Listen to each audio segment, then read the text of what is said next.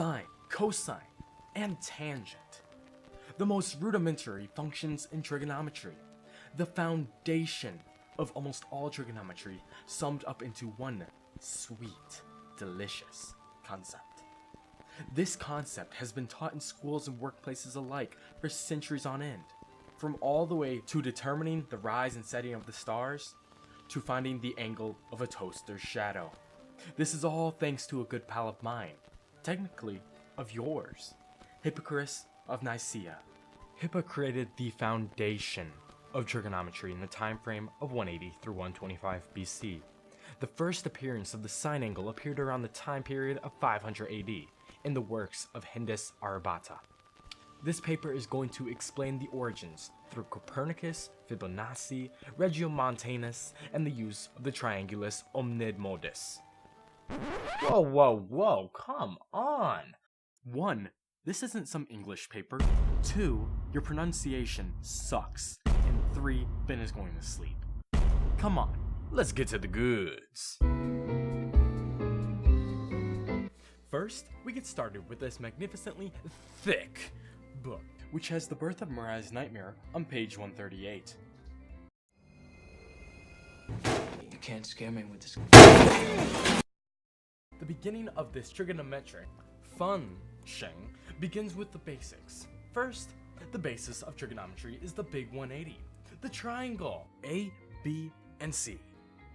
The golden component in use is... What is this?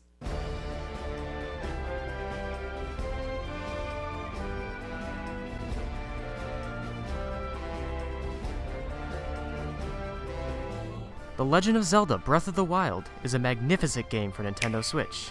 It's an experience unlike any other, about exploring an incredibly vast kingdom in ruins from a century-old threat.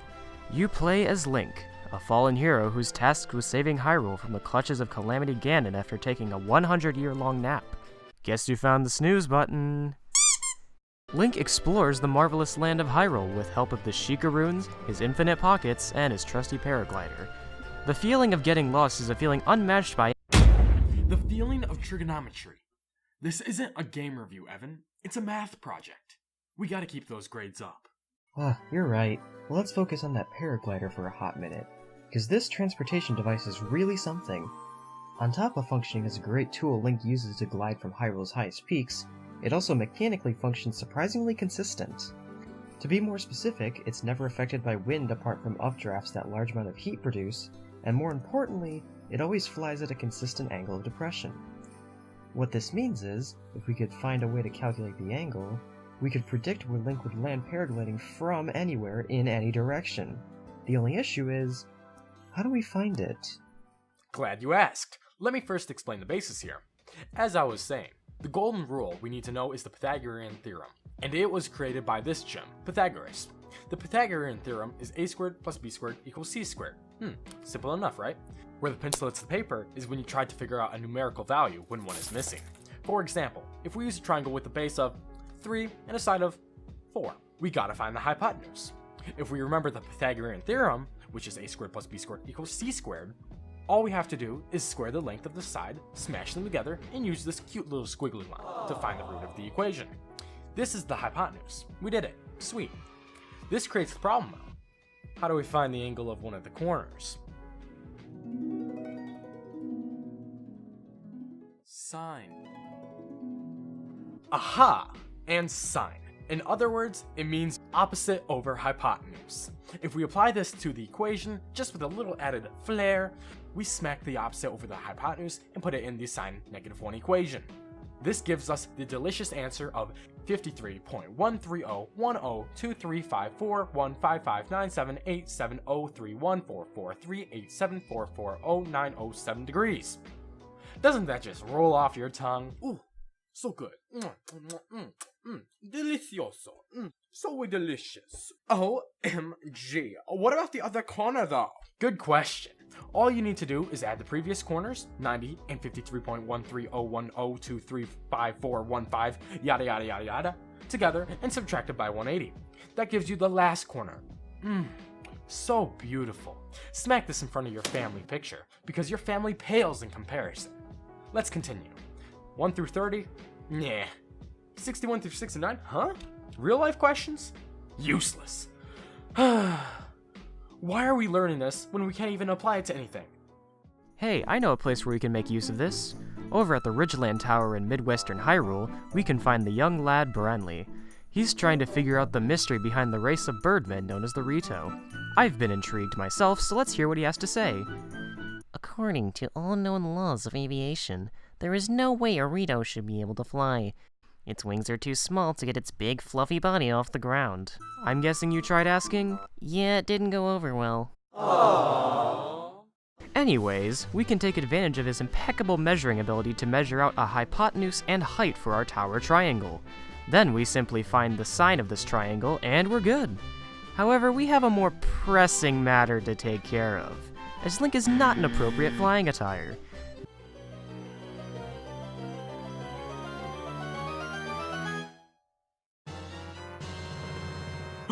Link!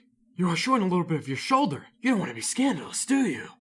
Now that Link is in some fashionable clothing, there is one tiny problem I need to discuss. As accurate as I try to be, it's impossible to not twitch my thumb on the analog stick, causing offset movement sometimes. So, I flew in the same position over and over again, around 50 times to find the average. Unfortunately, Branley causes 20 rupees for every flight, and eventually that becomes a problem. Excuse me, sir. Do you take apples? Bananas? Melons? Meat? Swords? Shields? Monster guns? Ancient machine parts? Heck no!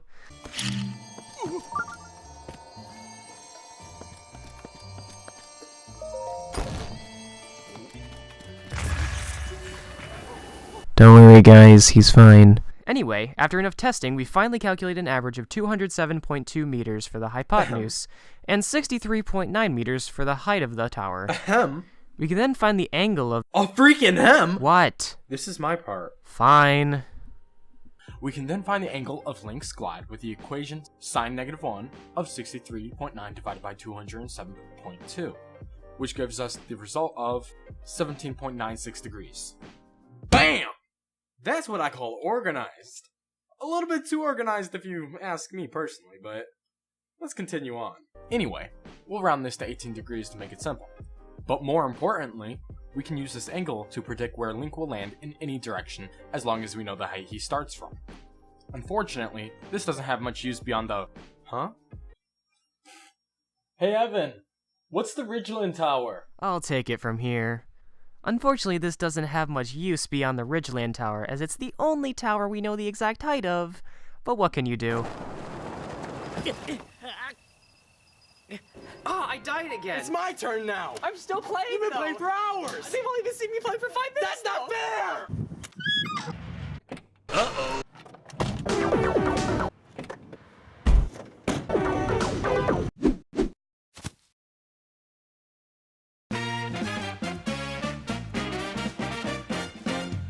Super Mario Odyssey.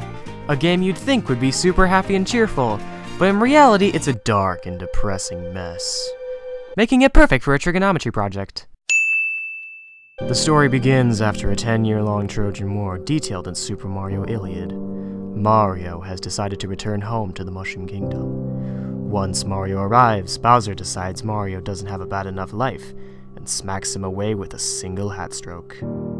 Bowser crushes Mario's hat in an effort to be dramatic. But he can't because it's a Mario game, and Mario games aren't allowed to have dramatic storylines. In other words, Bowser took the famous damsel in distress as the first step towards his royal wedding. Mario then meets up with a hat ghost named Cappy, who becomes Mario's hat because ghosts have sisters or something. Like I said, Mario games can't tell good stories. So, Mario starts on his globe-trotting adventure to save Peach. Mario travels through plenty of unique locations throughout the world. And the moon. Mario does the Mario thing and Peach is saved. But what is this Italian plumber left to do now? He could check in on Luigi to see this balloon world thing he's talking about. Turns out Luigi will allow Mario to hide a balloon anywhere he wishes for other people to find. So I suppose we should just go right to hiding and— wait. Is that a measurement? Josh, you know what this means! Yeah, it means I have a little bit more time to sit next to this depressed piece of trigonometry. You guys are looking a smidge hungry. If you guys look under your chair, you will see a delicious Twix bar. See? We all are winners here. Hey, Sudi, oh, you're a winner. Rachel, you're a winner too. Oh, Josh Irwin, woo, you're a winner too. Oh, and did I mention Mr. Roberts? You're a winner too. Except once you walk into the real world, where bills, depression, and life smack you back in the face. But hey, you got some chocolate. Let's talk numbers. If we look into Luigi's balloon world, Luigi gives us a wonderful distance in meters from how far away we are from one of his, or the millions of poppable balloons. For example, we could measure the height of New Donk Tower by placing a balloon at the top of the tower and running back to the floor. Off to you, Evan. So here's how we're going to do this. Josh will place his balloon, and then we can talk to our pal Luigi. Oh. Then we have to log on. What? To our phone! Oh.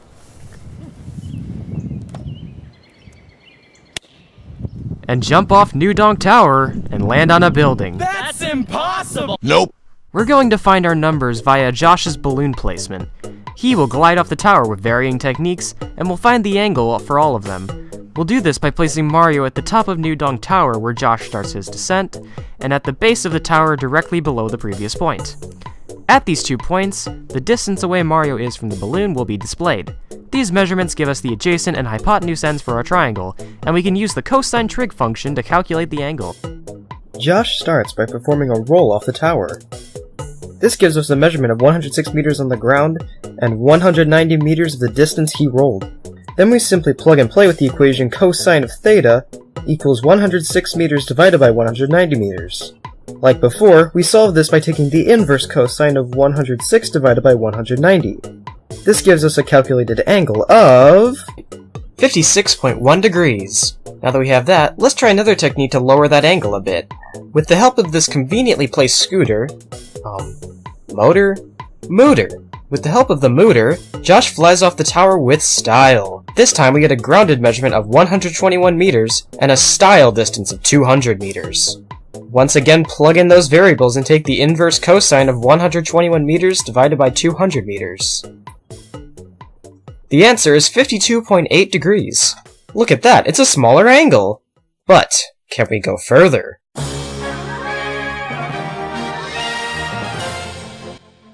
To vector is as easy as uno, two, trois. In order to vector, you first need to throw cappy, jump, ground pound, and roll. Well, maybe 4 things.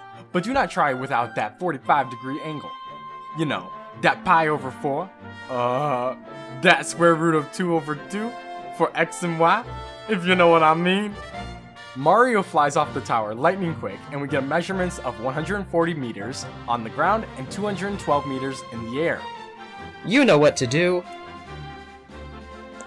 What to do? You can do anything with those numbers. Want to find the angle of which Mario dives off a building at? No problem. Want to find the height of New Donk Tower? Call up my buddy Pythago. All we need to do is plug in these numbers. For example, to find the angle at which Mario falls when vectoring, all we need to use is the adjacent and the hypotenuse of the triangle. As I was saying, if we want to find the distance of which Mario travels when flying off the New Donk Tower, all we gotta do is use the Pythagorean theorem. Trademark. Doesn't matter how we turn the muffin, Sohcahtoa can help in many ways in our daily lives. You can find the angle of your mum, your sister's voluptuous hair, or even the temperature of Sudi's roasts. Because they're hot. Temperature. Degrees. Get it? Yada yada yada. Josh, I want to know how we can take this further. Glad you asked. If we take a little tour down to your lane, we can see... Oh. No. No. This can't be happening. Oh no. Oh no. Make it stop. Make it stop. Make it stop. Time to jump up